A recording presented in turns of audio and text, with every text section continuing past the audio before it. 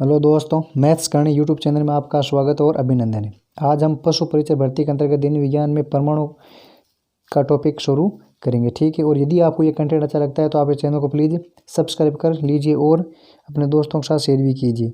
और ये संपूर्ण नोट्स NCERT बुकों पर बनाई गई हैं। और यदि आपके ये प्रश्न यदि NCERT बुकों से बनता है तो इन नोट्स से प्रश्न जरूर आएगा, ठीक है। परमाणु पदार्थ या द्रव्य को विभाजित के लिए लगभग 500 ईसा पूर्व ही विचार व्यक्त किया गया था। भारतीय दार्शनिक में से कणादवे ग्रीक दार्शनिक डेमोक्रेटिस एवं ल्यूसिपस ने कहा कि यदि द्रव्य को विभाजित करते जाएंगे तो एक स्थिति ऐसी आएगी कि इसको और विभाजित नहीं कर सकते, यानी कि इसको और खंडित नहीं कर सकते, इसको और टुकड़े नहीं कर सकते। और उन्होंने विभाजित सूक्ष्म कणों को परमाणु कहा।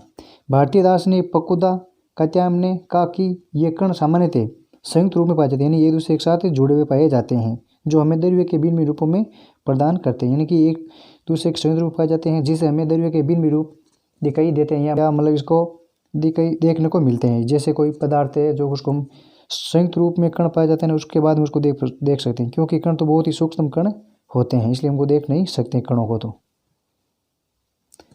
परमाणु क्या होता है? सभी द्रव्यों की रचनात्मक इकाई होती है परमाणु। रचना मतलब उसका निर्माण होना, वो होते हैं इसका इकाई होती है परमाणु, ठीक है। परमाणु बहुत छोटे होते हैं, इतने कि लाखों परमाणुओं को जब एक के ऊपर एक रखे तो मुश्किल से कागज़ की शीट जितनी मोटी परत बन पाती है। यानी कि परमाणु इतने छोटे होते हैं कि जब इनको एक ऊपर एक रखकर मतलब इसको तैयार किया जाता है ना, तो मुश्किल से कागज़ की शीट है ना उतनी छोटी परत बन पाएगी।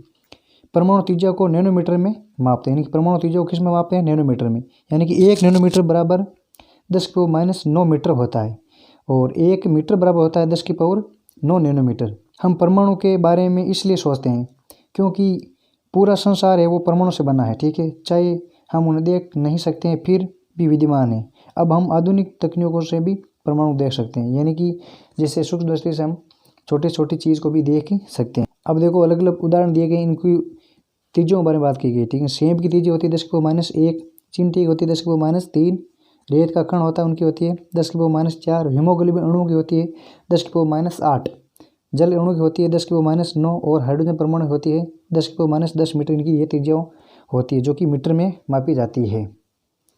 और ये है तत्वों के परमाणु क्रमांक और इनके प्रतीक और इनके परमाणु भार। यानी आपको तो 1 से लगाकर 30 तक के परमाणु क्रमांक और तत्व के प्रतीक उनका द्रव्यमान भार याद होना ज़्यादा जरूरी है, क्योंकि जो भी आपको सूत्र निर्माण के लिए या अन्य द्रव्यमान के बारे में प्रश्न पूछा जाएगा तो आप उसको आसानी से हल कर पाएंगे। और यहाँ पर तो जो बुक में दिए गए ना उन्हीं को यहाँ पर मतलब आपको पढ़ाया गया है, ठीक है। हाइड्रोजन जो कि परमाणु क्रमांक इसका 1 होता है और इसका प्रतीक होता है H और ये इनका परमाणु भार होता है 1। इसी प्रकार से हीलियम का परमाणु भार होता है 4 और कार्बन का परमाणु क्रमांक तो होती है 6 और इसका प्रतीक होता है C, ठीक है। और इसका परमाणु भार होता है 12। इसी प्रकार से नाइट्रोजन का 14, ऑक्सीजन का होता है 16, सोडियम का होता है 23 और मैग्नीशियम का होता है 27। और परमाणु क्रमांक 16 जो उनकी सल्फर होता है उसका प्रतीक होता है S और इनका परमाणु भार होता है 32। इसी प्रकार से क्लोरीन का 35.5 और कैल्शियम का होता है 40। अब हम पढ़ेंगे परमाणु भार और परमाणु द्रव्यमान। परमाणु भार या परमाणु द्रव्यमान किसी तत्व का परमाणु भार वे संख्या है जो ये बताती है कि उस तत्व का परमाणु कार्बन 12 के एक परमाणु के 1/12वें भाग से कितने गुना भारी है। यानी कि एक परमाणु है वो कार्बन 12 के एक परमाणु के 1/12 भाग से कितना गुना भारी है। परमाणु भार लगभग द्रव्यमान संख्या बराबर ही होती है। प्रारंभ में परमाणु द्रव्यमान को AMU में लिखते थे, लेकिन अब IUPAC तकनीक आ गई है, इसके लिए उनको अब U यानी यूनिफाइड में लिखते हैं। और IUPAC का पूरा नाम होता है international union of pure and applied chemistry. परमाणु अणु आयन बनाते हैं। ये अणु आयन अत्यधिक संख्या में पूंजित होकर यानी कि जुड़कर समूह बना करके द्रव्य का निर्माण करते हैं, द्रव्य पदार्थ बनाते हैं जिसे हम देख सकते हैं, अनुभव कर सकते हैं और छू सकते हैं, ठीक है। अतः परमाणु स्वतंत्र नहीं रह सकते, क्योंकि स्वतंत्र रहने पर हम इसको देख नहीं सकते। ये जब समूह में होते हैं उसके बाद हम उसको देख सकते हैं। अब है अणु। 2 या 2 से अधिक परमाणु का समूह अणु कहलाता है, ठीक है। एक तत्व के परमाणु या भिन्न भिन्न तत्व के परमाणु परस्पर जुड़कर के अणु का निर्माण करते हैं। एक तत्व के परमाणु या भिन्न भिन्न तत्व के परमाणु जुड़कर के अणु का निर्माण करते हैं। ये पदार्थ के सभी गुणधर्मों को दर्शाते हैं। कौन? अणु। अणु आपस में रासायनिक बंध या आकर्षण बल द्वारा जुड़े रहते हैं, ठीक है। जैसे देखो H2 है ना, इसमें हाइड्रोजन के 2 परमाणु, ऑक्सीजन के 1 परमाणु। हाइड्रोजन और ऑक्सीजन दोनों ही तत्व हैं। तत्वों में अणु एक ही प्रकार के परमाणु से बनते हैं, यानी तत्वों में अणु है वो एक ही प्रकार के परमाणु से मिलकर बने होते हैं, जैसे आर्गन और हीलियम। तत्वों में एक ही प्रकार के परमाणु, परंतु अधिकांश धातुओं में ऐसा नहीं होता है, यानी कि तत्व तो मतलब एक ही प्रकार के परमाणु से मिलकर बने होते हैं, लेकिन जो धातुएं हैं ना उसमें ऐसा नहीं होता है। जैसे ऑक्सीजन दो अणु से, ऑक्सीजन परमाणु से बनता है, ठीक है, जैसे O2, इसमें दो अणु है O+O। इसी प्रकार दो के स्थान पर यदि 3 ऑक्सीजन हो जाए तो वे O3 हो जाता है। किसी अणु की संरचना में प्रयुक्त होने वाले परमाणुओं की संख्या को उस अणु की परमाणुता कहते हैं। जैसे कि भाई कोई अणु है, उस अणु में संयुक्त मतलब प्रयुक्त होने वाली परमाणु की संख्या को, उसमें कितने परमाणु हैं उस परमाणु संख्या को हम कहते हैं परमाणुता। जैसे O3 में 3 इसकी परमाणुता है, O2 में इसकी 2 परमाणुता है। जैसे धातुओं यानी सोडियम, कॉपर, आयरन, एल्यूमिनियम सभी परमाणुता एक होते हैं, इनकी सभी की परमाणुता क्या होती है, एक होती है। और ये धातुओं में आर्गन, हीलियम की परमाणुता भी एक होती है। ऑक्सीजन है, हाइड्रोजन है, नाइट्रोजन है और क्लोरीन है, द्विपरमाणुक है, ठीक है। फास्फोरस चतुर्परमाणुक है और सल्फर है बहुपरमाणुक। अब हम पढ़ेंगे यौगिक। भिन्न भिन्न तत्वों के परमाणु एक निश्चित अनुपात में परस्पर जुड़कर के यौगिक के अणु का निर्माण करते हैं। इनकी भिन्न भिन्न तत्वों के परमाणु है वो एक निश्चित अनुपात में जुड़कर के अणु का मतलब यौगिक का निर्माण करते हैं। जैसे H2O यानी जल, जल में देखो H2O का परमाणु क्रमांक 1 होता है, परमाणु भार होता है 1, और ऑक्सीजन का परमाणु क्रमांक 8, परमाणु भारी द्रव्यमान संख्या होती है 16। ये दोनों मिलकर के 1:8 में इसका अणु का निर्माण करते हैं, यानी यौगिक का निर्माण करते हैं।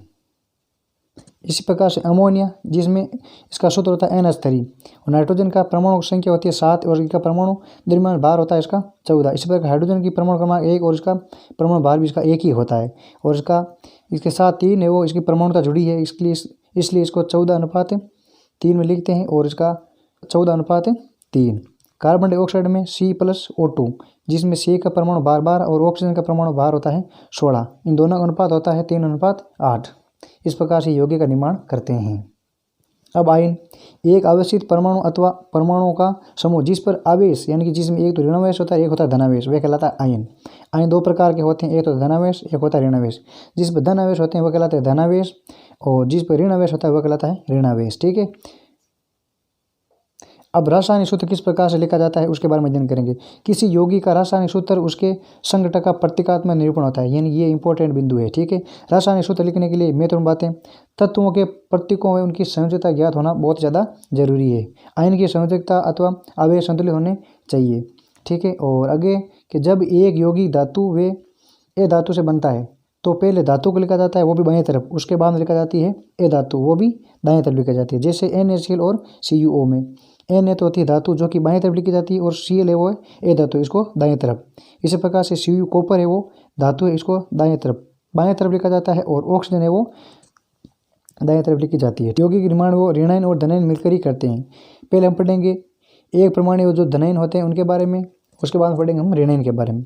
जैसे एक संयोजी जिनकी संयोजकता एक होती है वो एक परमाणु धनायन होते हैं, जैसे सोडियम है, पोटेशियम है, सिल्वर है, कॉपर है और हाइड्रोजन है। इसी प्रकार से हम द्विसंयोजी मैग्नीशियम है, कैल्शियम है, जिंक है, आयरन है और लोहा है। और त्रिसंयोजी एल्यूमिनियम की संयोजकता Al3 होती है, और आयरन में या फेरिक जिसको Ap3+ कहते हैं, या क्रोमियम होता है Cr+3, यानी कि ये तो सभी है धनायन। अब हम पढ़ेंगे ऋणायन। और अब एक परमाणु ऋणायन, यानी कि आपको यदि सूत्र निर्माण करना है किसी भी प्रकार का तो आपको उनको ऋणायन और धनायन याद करना बहुत ज़्यादा जरूरी है। जैसे एक संयोजी ऋणायन देखो हाइड्रोजन है, यानी कि हाइड्राइड है, हाइड्रोक्साइड है, क्लोराइड है, और ब्रोमाइड, आयोडाइड और नाइट्रेट, इनको याद रखना बहुत ज़्यादा जरूरी है। एक है हाइड्रोजन कार्बोनेट, ठीक है। और एक है दूसरा द्विसंयोजी ऋणायन, यानी जिसमें दो होती है संयोजकता, ऑक्साइड है, सल्फाइड और सल्फाइट, सल्फेट और कार्बोनेट, ये है द्विसंयोजी ऋणायन। इसी प्रकार से त्रिसंयोजी ऋणायन नाइट्राइट N3- और फास्फेट होता है PO4 3-, ठीक है। तो अब इस प्रकार से हम सूत्र निर्माण कर सकते हैं। जैसे देखो यौगिक का सूत्र निर्माण इस प्रकार कर सकते हैं, हाइड्रोजन क्लोराइड, ये इसका नाम दिया गया है रासायनिक। अब इसको हम किस प्रकार निर्माण कर सकते हैं, हाइड्रोजन प्रतीक होता है H और क्लोराइड का प्रतीक होता है Cl, इनकी प्रतीक लिख दिया। अब इनकी संयोजकता लिखेंगे, क्योंकि इनकी संयोजकता भी याद होना बहुत ज़्यादा जरूरी है। इनकी संयोजकता होती है -1, और यानी कि आपको इनको जो मतलब एक ऋणायन और धनायन दिया इनको याद कर लेना, ठीक है। और Cl में होती 1, और इनका ये इनके साथ जुड़ जाता है और ये इनके साथ जुड़ जाती है, तो इसका सूत्र का निर्माण हो जाता है HCl। क्या होता है हाइड्रोजन सल्फाइड, तत्व का प्रतीक होता है हाइड्रोजन का H और सल्फाइड का होता है S। संयोजकता इनकी होती है 1 और सल्फाइड की होती है 2, ये 2 इसके साथ जुड़ जाती है हाइड्रोजन के साथ, और एक हो जाता है इसके साथ, तो इसका सूत्र निर्माण हो जाता है H2S। इसी प्रकार से कार्बन टेट्रा क्लोराइड, कार्बन का प्रतीक C और टेट्रा क्लोराइड का प्रतीक होता है Cl, और इनका संयोजन होती है इसकी 4 कार्बन की और इनकी होती है 1। ये 1 है वो कार्बन के साथ जुड़ जाता है और ये 4 है वो Cl के साथ जुड़ जाती है, तो इसका सूत्र निर्माण हो जाता है CCl4। इसी प्रकार से मैग्नीशियम क्लोराइड का सूत्र निर्माण आप कर सकते हैं, एल्यूमिनियम ऑक्साइड का भी निर्माण कर सकते हैं, और सोडियम नाइट्रेट का भी निर्माण आप इस सूत्र का निर्माण कर सकते हैं, और जो निम्नलिखित है। और इसी प्रकार से कैल्शियम हाइड्रोक्साइड का, कि कैल्शियम का प्रतीक होता है Ca और हाइड्रोक्साइड का होता है OH। इनकी संयोजित -1 होती है और इनकी होती है +2, जो कि इसका जोड़ के साथ सूत्र निर्माण हो जाता है CaOH2। यहाँ पर आपको जो बुक में दिए गए हैं प्रश्न, इनको यहाँ पर लिख दिए गए हैं, और इन रासायनिक नाम है इनका सूत्र आप निर्माण कर सकते हैं, जो आप पीछे वो जो सारणी दी गई है उस सारणी को देख करके। अब सूत्रों से यौगिक का नाम, जो अब हमें सूत्र दिए गए हैं उन सूत्रों से हम यौगिक का नाम पता करेंगे, ठीक है भाई। ये सूत्र का नाम क्या है, और पहले जो हमने जो सूत्र का रासायनिक नाम दिया गया था उस रासायनिक नाम का हम सूत्र निर्माण कर चुके हैं। जैसे देखो Al2SO4 3, तो Al को इसके सीधे नीचे लिख दिया जाता है और SO4 को सीधे नीचे लिख दिया जाता है। ये है 2, ये इसके साथ जुड़ जाती है, और ये 3 है वो इसके साथ जुड़ जाती है, यानी कि इसको हम तिरछा लिखना है, ठीक है। तो एल्यूमिनियम होता है एल्यूमिनियम और सल्फेट होता है सल्फेट SO4 का, तो इसका निर्माण हो जाता है रासायनिक नाम एल्यूमिनियम सल्फेट। प्रकार से CaCl2, Ca और Cl, ये 2 है वो Ca के नीचे हो जाता है, और यहाँ पर 1 है वो Cl के नीचे हो जाता है, तो इसका रासायनिक नाम हो जाता है कैल्शियम क्लोराइड।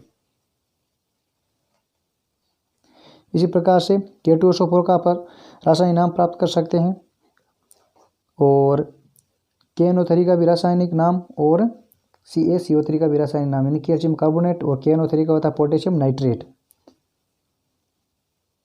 अब आणविक द्रव्यमान, यानी आणविक द्रव्यमान याद करने के लिए आपको तत्व का प्रतीक भी याद होना जरूरी है, उनकी संयोजकता, और मेन बात है इसके अंदर आपको परमाणु का द्रव्यमान ज्ञात होना जरूरी है। किसी पदार्थ का आणविक द्रव्यमान उसके सभी संघटकों के परमाणु द्रव्यमान का योग होता है, उनकी सभी संघटक है ना उसके परमाणु द्रव्यमान का योग होता है, वो होता है आणविक द्रव्यमान। जैसे NaOH कास्टिक सोडा इसको कहते हैं, ठीक है। तो Na अलग और O अलग और प्लस में H अलग, तो Na सोडियम है जो कि 11 नंबर पर होता है परमाणु क्रमांक, और इसका द्रव्यमान होता है 23। इसी प्रकार से ऑक्सीजन 16 होता है इसका परमाणु भार, और हाइड्रोजन का होता है 1, और इनको सभी का योग हो जाता है 40 AMU या यूनियन। इसी प्रकार से जल का 18 AMU होता है, और HNO3 और नाइट्रिक अम्ल का भी, इसमें हाइड्रोजन का अलग और नाइट्रोजन का अलग और ऑक्सीजन का अलग, उनका कुल योग होता है 63 AMU, और ऑक्सीजन और का होता है 32 यूनियन, और क्लोरीन का होता है 71 यूनियन। हाइड्रोजन का होता है 1 यूनियन, और CO2 यानी कार्बन डाइऑक्साइड का होता है 44 यूनियन या AMU। इसी प्रकार आप आणविक द्रव्यमान व CH3OH का भी याद कर सकते हैं, इसका होता है 32 यूनियन, और C6H6 का भी होता है जो बेंजीन होता है, इसका होता है 78 यूनियन। और जिस प्रकार हमने आणविक द्रव्यमान निकाला था ना, उसी प्रकार से हम द्रव्यमान भी कहीं भी निकाल सकते हैं। जैसे CaCl2 का, जैसे कैल्शियम होता है वो अलग और Cl2 का अलग, कैल्शियम का परमाणु भार होता है 40, और क्लोरीन का होता है 35.5, और इसके साथ इसके परमाणु 2 होती है, तो इसके साथ इसको गुणा कर दिया, उनका कुल योग होता है 111 AMU या यूनियन। जेड का परमाणु भार या द्रव्यमान संख्या होती है 65 यूनियन, और पोटेशियम की होती है 39, बोरोन की होती है 10.8, और नाइट्रोजन की होती है 14 यूनियन। अब पढ़ेंगे मोल संकल्पना। मोल शब्द लैटिन भाषा के शब्द से बना है, जो मोल्स से उत्पन्न हुआ है, जिसका अर्थ होता है ढेर। मोल के प्रतीकात्मक होता है, या जिन्होंने खोज की थी वो होता है विलहेल्म ओस्टवाल्ड, जो 1896 में इसका खोज की थी। परिभाषा देखो, एक मोल किसी पदार्थ की वह मात्रा है जो ग्राम में उसके परमाणु द्रव्यमान अथवा आणविक द्रव्यमान के बराबर होता है। किसी पदार्थ 1 मोल में कणों की संख्या 6.022 × 10⁻23 होती है, इसे अवोगाद्रो संख्या कहते हैं। और इस अवोगाद्रो संख्या का सर्वप्रथम प्रतिपादन किया था एमिडियो अवोगाद्रो, जिसे हम N0 या Na से दर्शाते हैं, किसको, अवोगाद्रो संख्या को। 1 मोल 6.0221407 × 10⁻23 होता है। किसी तत्व के परमाणुओं के 1 मोल का द्रव्यमान, जिसको मौल्य द्रव्यमान भी कहते हैं, यानी कि 1 मोल के द्रव्यमान को मौल्य द्रव्यमान भी कहते हैं। परमाणु के मौल्य द्रव्यमान को ग्राम परमाणु भार भी कहते हैं, या ग्राम परमाणु द्रव्यमान भी कहते हैं। हाइड्रोजन का परमाणु द्रव्यमान होता है 1 यूनियन, और इसको यूनियन की जगह जी लगा दिया जाता है ना, तो वो हो जाता है हाइड्रोजन का ग्राम में परमाणु भार या परमाणु द्रव्यमान। जिस देखो हम किस तत्व का मोल किस प्रकार से ज्ञात करते हैं। जैसे 52 ग्राम है वो हीलियम है, तो हीलियम का परमाणु द्रव्यमान होता है 4 यूनियन और इसका मोलर द्रव्यमान होता है 4 ग्राम।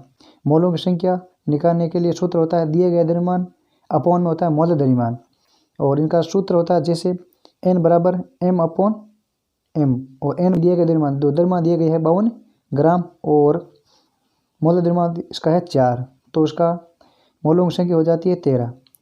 तो अब देखो कि भाई इस सूत्र में मोलों की संख्या को n से दर्शाते हैं, दिए गए द्रव्यमान को दर्शाते हैं m से, छोटा m से, मोलर द्रव्यमान को दर्शाते हैं बड़ा M से, और दिए गए कणों की संख्या को दर्शाते हैं बड़ा N से। कणों की अवगात संख्या को दर्शाते हैं Na या NO0 से। 0.5 मोल नाइट्रोजन गैस अणु के मोल से द्रव्यमान कैसे प्राप्त करेंगे। तो इसका मतलब मोल है वो दिया गया 0.5, और नाइट्रोजन गैस है इसका मोल द्रव्यमान है 28। क्यों कि नाइट्रोजन का परमाणु क्रमांक 7 होता है, तो इसका द्रव्यमान होता है 14, और कि परमाणु का दी गई 2, तो इसलिए उसका हो गया 28। तो अब सूत्र में से मान रख देंगे तो इसका मान आ जाएगा 14 ग्राम मोल। ठीक है, इस प्रकार हमने परमाणु के बारे में अध्ययन किया। परमाणु क्या होता है, परमाणु तीजा किस प्रकार से ज्ञात करते हैं, और अलग अलग तत्वों की तीजा क्या क्या होती है, और इनका परमाणु क्रमांक, परमाणु भार है, द्रव्यमान प्रतीक है, परमाणु संख्या है, सूत्र किस प्रकार से निकालते हैं। और अब हम मिलेंगे अगले कंटेंट के साथ, तब तक के लिए ओके, थैंक यू, धन्यवाद, थैंक्स फॉर वॉचिंग।